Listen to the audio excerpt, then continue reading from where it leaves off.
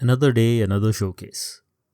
While Microsoft gave us 5 games with plenty of B roll of developers, Sony stuck to their style of end to end trailers, nearly 30, with a few talking head blurbs.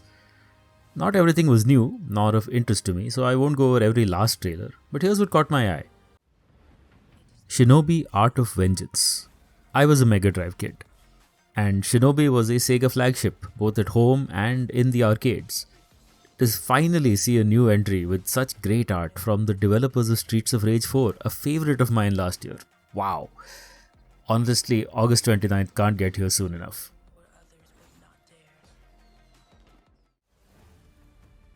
Lost Soul aside, I said in my Xbox video that we seem to be in a resurgent age of PS2 and PS3 style character action games. Think of Devil May Cry and Bayonetta. But we are also in an ascendant age of such games from Chinese and Korean developers. Some people already gripe about there being too many of these, and them all looking the same.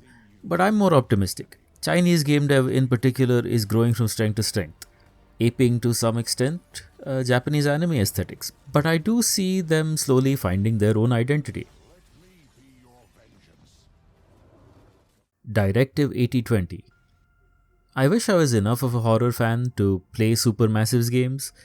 The dev has been taking the notion of interactive movies forward from the cheesy FMV games era, and Directive 8020 looks to be more in my wheelhouse.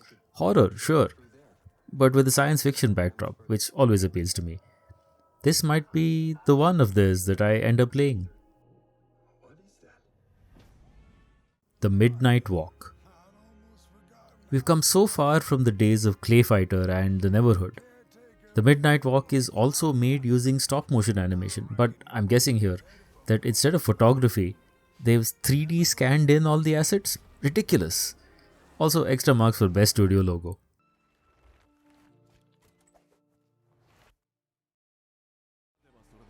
Onimusha Way of the Sword. The return of PS2 vibes continues. The new Onimusha looks brilliant. Resident Evil 4 meets Kunitsu no Gami's organic horror art, and a sweet spot camera angle for detailed source play. Bring it on! Dreams of Another. I'm intrigued by this, and having the Pixel Junk logo on it only furthers my thesis of the PS2 and 3 era returning. Will it be good beyond its concept? Too early to tell, but looks cool.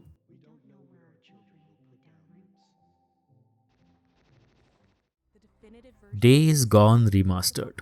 I know people ask, why does this exist? And so do I a bit. But also, I keep seeing videos on YouTube about how underrated Days Gone was, how great the graphics were.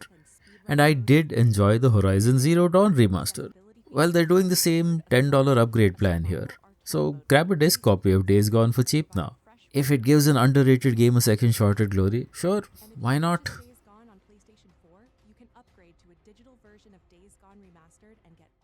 Tides of Annihilation. Oh my, yes. I'm getting a ton of FF13 vibes from this, and as an unapologetic fan of that trilogy, let's go. Couple that with what looks to be Souls like and DMC type action. Hey, there's that character action PS2 3 era stuff again. Well, looking forward to this, but I hope it isn't years and years away.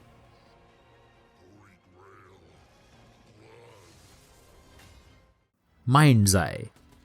If this game gives off massive GTA vibes, it's because it's from a veteran of that series, Leslie Benzies. This game has apparently gone from a total sandbox like Roblox to this, a single player game with equal parts cyberpunk and GTA. And it sometimes does look a bit confused, I must admit. Still, there's enough here to keep me intrigued, though it is going up against tough competition if GTA actually releases this year.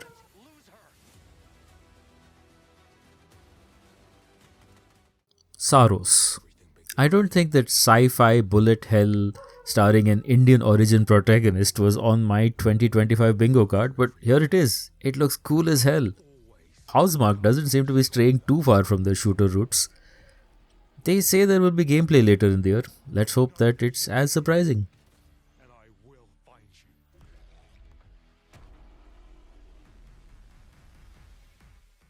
In conclusion, a solid state of play from Sony this time, although it's definitely more of the same. The Days Gone remaster is still an asterisk. The game runs fine and is available already, so while people clamor, and rightly so, for things like Bloodborne or even stuff stuck on the PS3 like Killzone. But behemoths like Sony are like ocean liners. They take a while to turn, so likely what we're seeing announced now is the result of decisions made years ago. Well, at least there weren't a ton of new live service games.